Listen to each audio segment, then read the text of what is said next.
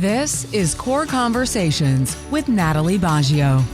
Welcome back to Core Conversations. I'm Natalie Baggio, and this episode we are continuing to discuss workforce and how we're investing in our communities to ensure that we have access to care. Thank you. Would you mind sharing with the community your name and tell us a little bit about yourself? Sure. My name is Moniica Woods, and I'm a certified surgical technologist here at Corewell Health.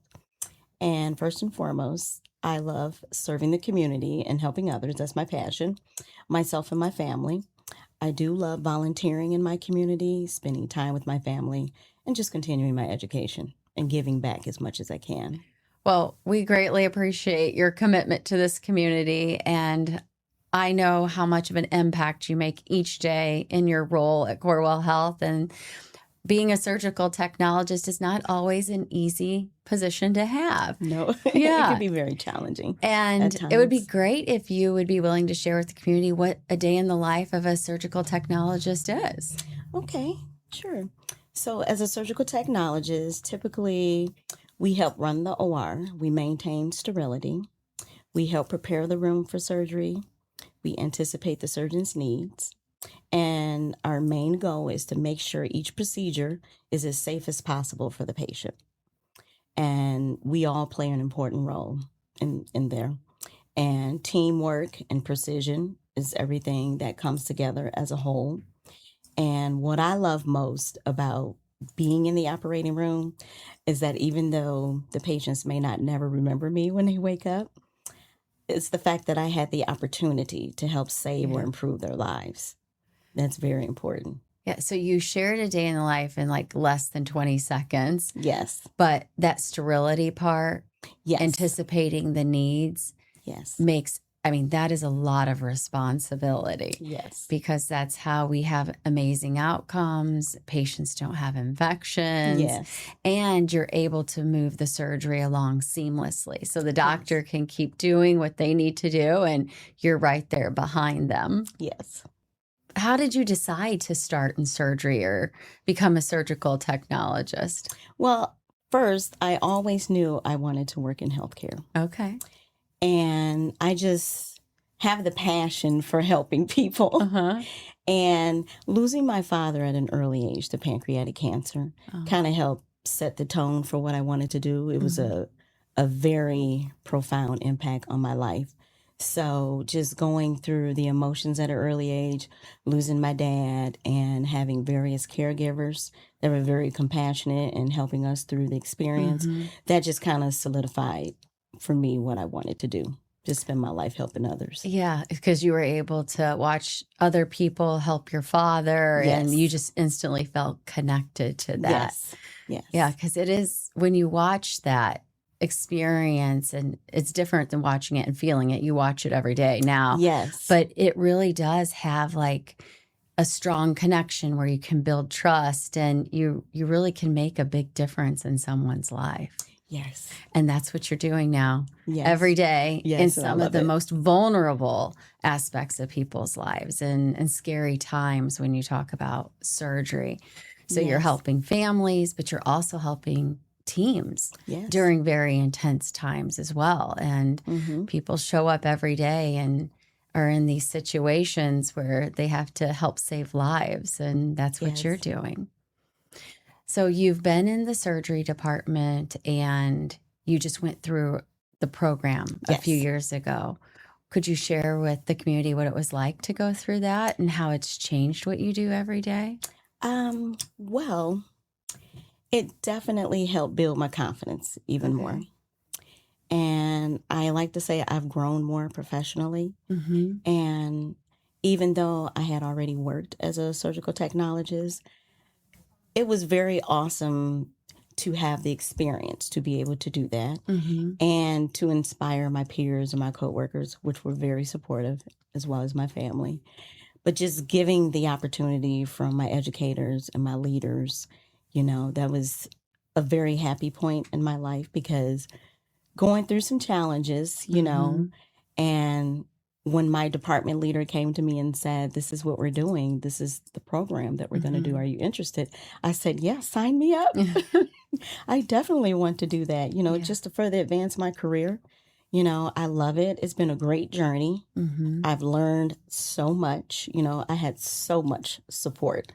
Yeah. So many people encouraged me to just keep going to pursue my goals. Because it is a lot to balance Yes. work, school, Yes. and then the practicalities of Yes. being able to work for clinicals in the same department. Oh, yeah. Right? That you're studying. So Yes. that has to be a little bit of a shift. But did you find that experience really helped escalate or accelerate your learning? I guess. I think so, because even though it was challenging coming to work every day, because we also take mandatory call and whatnot, and then I'm the head preceptor, I train all the new orientees that come in.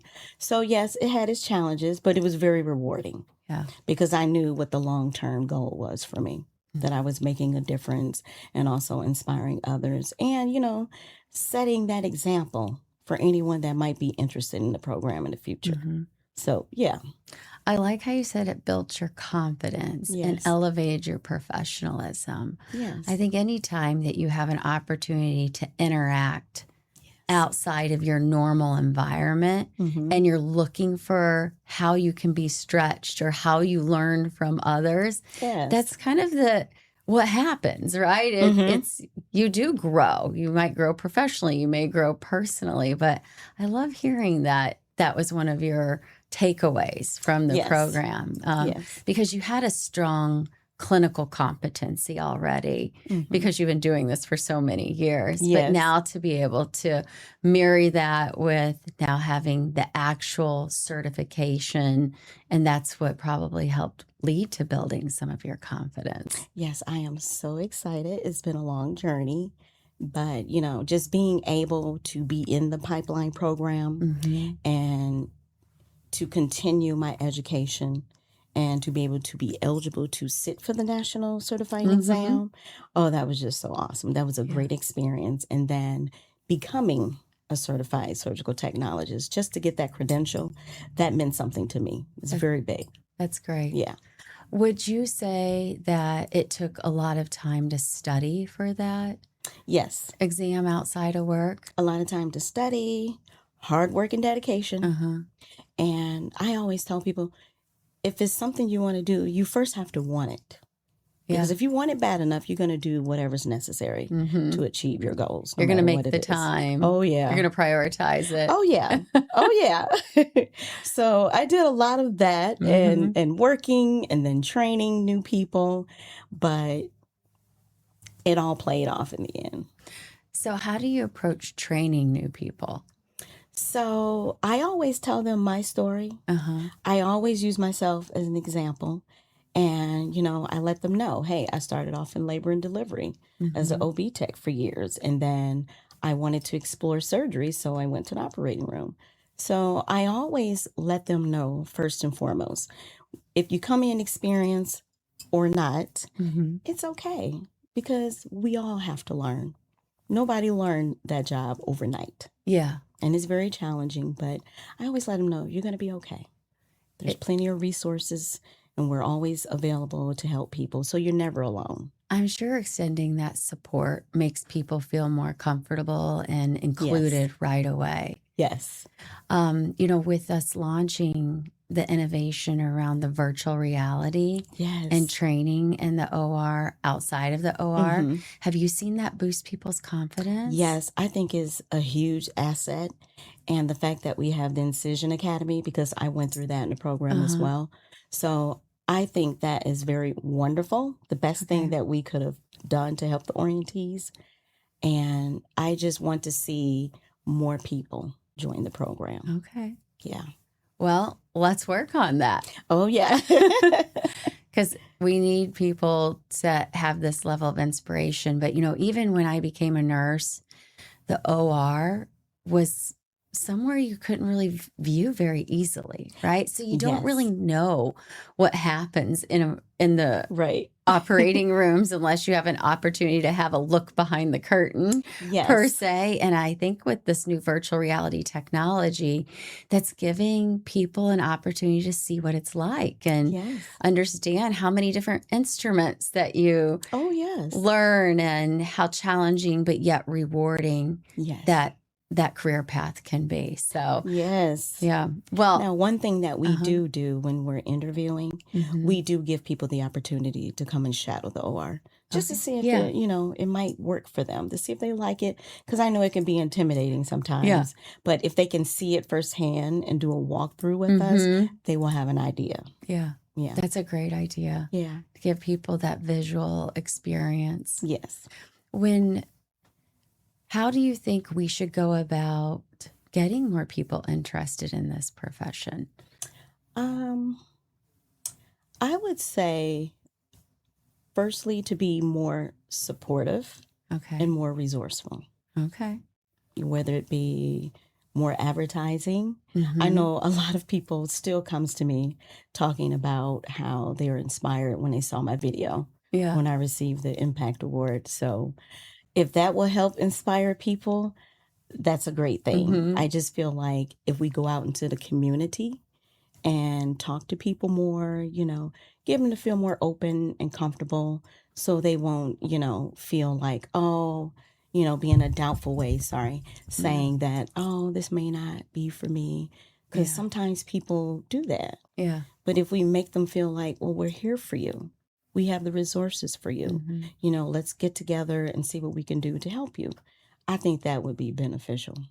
Well, thank you for sharing that. And I think today this conversation is one step to getting this information out to our community and letting people know that we have programs to help move our community and our other employees through certified programs that they're interested in and pursuing a career in healthcare.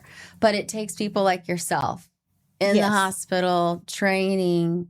You have this intrinsic motivation and passion that is electric.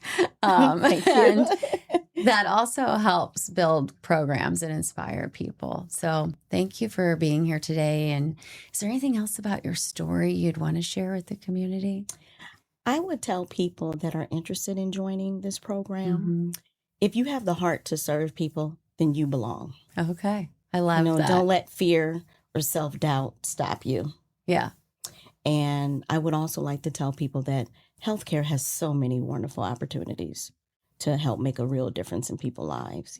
Just take that chance. Yeah. I mean, because when you work in healthcare, anyone who walks through any of our doors, you're making a difference in their life. That's true. Every day.